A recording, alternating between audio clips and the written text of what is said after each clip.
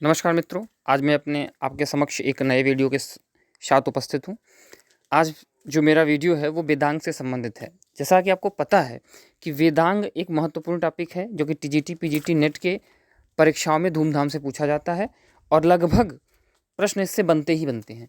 प्रश्न के प्रकार पूछने का तरीका क्या होता है कि निम्नलिखित में से 6 वेदांग हैं, तो निम्नलिखित में से कौन सा वेदांग नहीं है, या ऑप्शन रहेगा कि या अगला पूछ सकता है कि वेद पुरुष, वेद को एक पुरुष माना गया है, तो कौन सा अंग, ठीक है, वेदांग में किससे रिलेशन रखता है। जैसे किस वेदांग को नाक की संज्ञा दी गई है, किस वेदांग को आंख की संज्ञा दी गई है, ठीक है, किस वेदांग को पैर की संज्ञा दी गई है। तो ऐसे प्रश्न बनते हैं, क्योंकि ये ऐसा टॉपिक है, इससे प्रश्न बनने की पर्याप्त संभावना है और बनता भी है।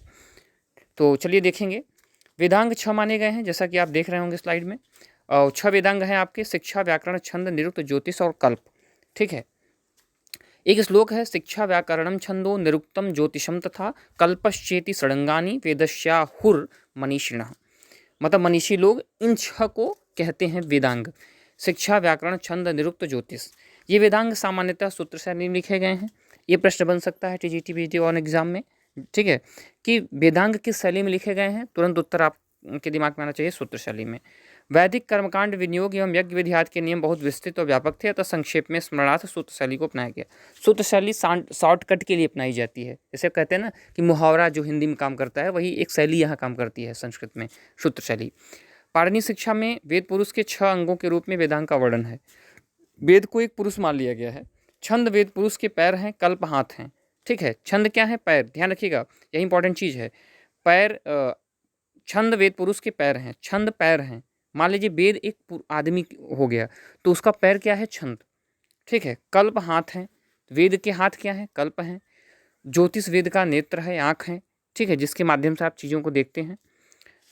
निरुक्त कान है, निरुक्त को कान की संज्ञा दी गई है वेद पुरुष की।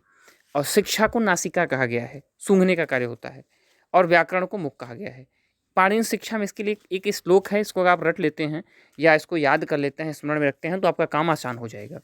छंदः पादौ तु वेदस्य, हस्तौ कल्पो अथ पठ्यते, ज्योतिषामयनं चक्षुः, निरुक्तं श्रोतमुच्यते, शिक्षाघ्राणं तु वेदस्य, मुखं व्याकरणं स्मृतं, तस्मात् सांगमधीत्यैव ब्रह्मलोके महीयते। ठीक है, तो छंद पादौ तु वेदस्य, छंद वेद के पाद हैं, वही बात जो बताई गई।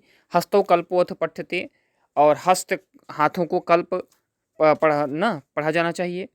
ज्योतिषामयनम, मतलब चक्षु, ज्योतिष को चक्षु की संज्ञा दी गई है। निरुक्त को स्रोत, स्रोत माने कान, निरुक्त को कान की संज्ञा दी गई है। श्रोतम उच्यते माने कहा गया है। शिक्षा घ्राणम, घ्राण माने क्या होता है? नाक, नासिका को कहते हैं, तो शिक्षा को नाक कहा गया है। और मुखम व्याकरणम स्मृतम, और मुख को व्याकरण की संज्ञा, व्याकरण को मुख की संज्ञा दी गई है। ठीक है, शिक्षा को नाक की संज्ञा दी गई है और व्याकरण को मुख की संज्ञा दी गई है। तो इस श्लोक में बांध दिया गया है, बद्ध कर दिया गया है 6 वेदांगों को। और 6 को क्या क्या संज्ञा दी गई है, ये प्रश्न बहुत पूछता है, तो इसको आप इसके माध्यम से ध्यान रखेंगे। धन्यवाद।